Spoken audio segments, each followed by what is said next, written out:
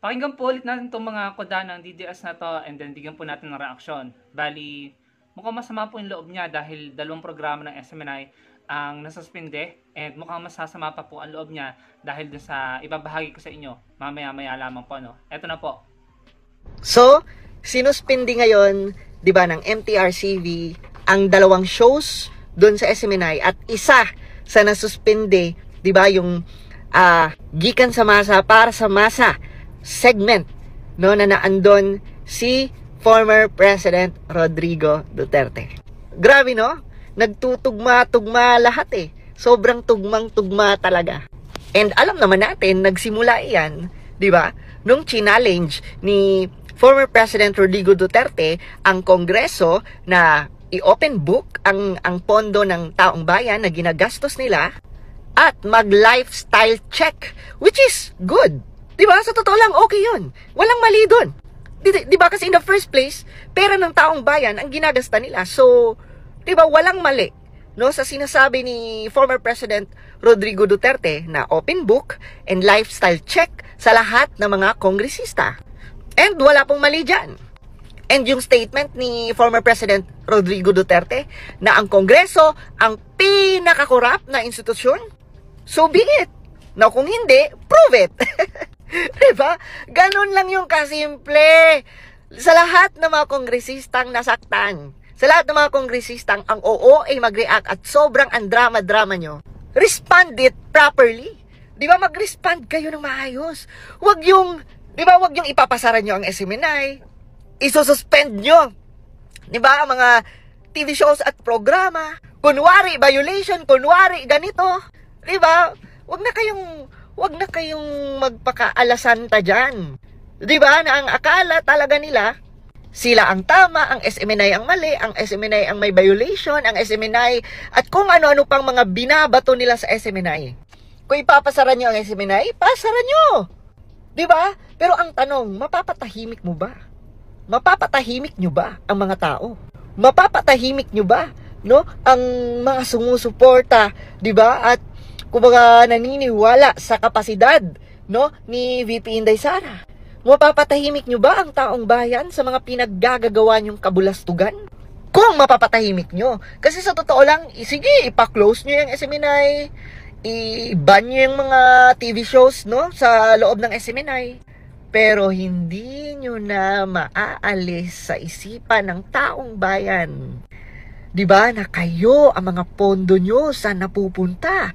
Bilyon-bilyon pala. At lagi nyong tandaan, ang mga tao ngayon nakatingin sa inyong lahat. Tinitingnan bawat galaw nyo, bawat pagmamanipula nyo, at bawat paggamit nyo ng kapangyarihan nyo na wala na sa tama. So bilang reaction po, no, kitang-kita naman na mas maang loob niya dahil nga nasuspinde yung dalawang programa ng SMNI at pinagtatanggol niya ang SMNI at tila sinisisi niya ang Kongreso, no. Bilang reaction, siguro pakiramdam nila or tingin nila sila pa rin yung majority, yung grupo nila, yung mga DDS, no. Pero dapat imulat nila yung sarili nila, imulat nila yung mga mata nila at nang makita nila na hindi na sila yung majority, no. So wala namang nangyari dun sa kakakuda nila na ganyan. Nasuspende pa rin yung dalawang programa ng SMNI. At pagkatapos ng suspension na iyon, yung buong operation ng SMNI ay nasuspende ng 30 days. Ayan po, 30 days, no?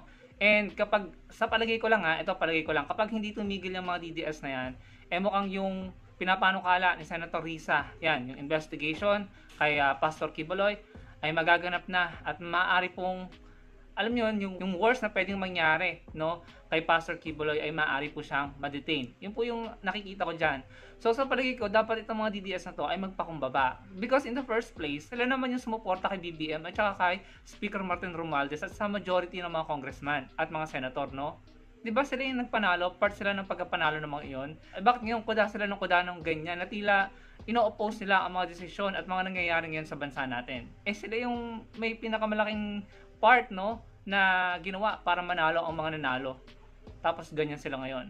Pero unfortunately, ang nakikita ko, hindi na sila ang majority ngayon, no? Marami nang yung mga kapartido nga dati ni PRRD ay nag-alisa na, 'di ba? Lumipat sa partido ni kung di ako nagkakamali, partido ni BBM at partido ni Speaker Martin Romualdez, no?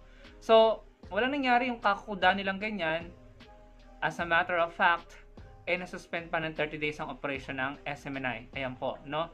Bukod dyan, eto, sabi na Tony Panelo, panggigipit ng Kongreso sa SMNI, magmimit siya ng pagprotesta ng maraming Pilipino.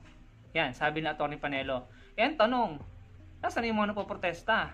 Dalawang programa na yung nasuspende at suspended ang SMNI. 30 days, no? 30 days, yung operation ng SMNI ay suspended. Pero tila wala naman yung sinasabi ni Tony Panelo na protesta ng mga Pilipino. So, ito yung basically basahan ko kung bakit ko nasabi na hindi na sila ang majority. Nasuspende na ng 30 days. Wala naman ako nakitang nagprotesta. Mas marami pa ngayon nagprotesta nung panahon ng ABS-CBN nung hindi binigyan ng prangkisa ang ABS-CBN, 'di ba? Mas maraming kapamilya ang nagprotesta. So, unfortunately for them, sa mga DDS ay tila hindi na po sila uubra ngayon, no? In the first place nga, sabi ko nga, bakit ba hindi sila makipagtulungan? Total naman sila yung mga nagluklok sa mga nasa posisyon ngayon. So, bakit sila ay puro complain at puro reklamo? At nakita pa nga natin na sila ay nagwewelga noong December 15, no? Kung ako nagkakamali sa second hearing ng kasong isinampa ni Castro kay dating Pangulong Duterte. Sila yung nagwewelga. Diba ayaw nila ng welga? Galit sila sa mga nagwewelga. Ayun. So, malungkot sila ngayon at talagang dismayado at frustrated, no? At isa pa, sasigurado ako na ikinadismaya nila. Ito nga po, yung ikalabing-tatlong witness, no, against Atty. De Lima ay nag-recant or bumawi or babawi ng kanyang testimony against Senator De Lima. Another witness has expressed intention to retract his accusation against former Senator Laila De Lima and all other accused wrongfully charged in court. Ayun. Ayan po, no? So panigurado, masakit na naman yan sa dibdib ng mga DDS dahil ayaw nilang makita yung mga ganitong balita. So in other words, so nakikita natin, Senator De Lima is winning at yung mga bagay-bagay na ayaw mangyari ng mga DDS ay nangyayari po. Kaya po sila dismayado. Kaya ito, si Kuya ay dismayado. Sabi pa niya, no, sinusuportahan niya yung panawagan ni PRRD na open book, no? Ipakita, lifestyle check, yun po yung pagkakatanda ko at pagkakaintindi ko. Pero sabi ko sa sarili ko, the audacity, no, na manawagan ng ganon. Samantalang si PRRD ay hindi niya pinakita ang salin niya, no? Hanggang sa matapos ang kanyang termino ay walang nakaalam kung gaano siya kayaman, no? So, ilang naman, no? Talagang kitang-kita natin na itong mga tila double standard at hypocrite, no? Pag sila yung nasasabon or na isasalang, talagang kung makareact, kung makapagsalita, akala mo'y biktima sila at akala mo'y sila lagi yung tama, no? So, ayan, yan si Kuya. So, yun lamang po ang gusto kong ibahagi sa inyo. Ano po masasabi nyo? Comment down below. Pakilike po ng video natin and I'll see you again on my next video. Salamat po.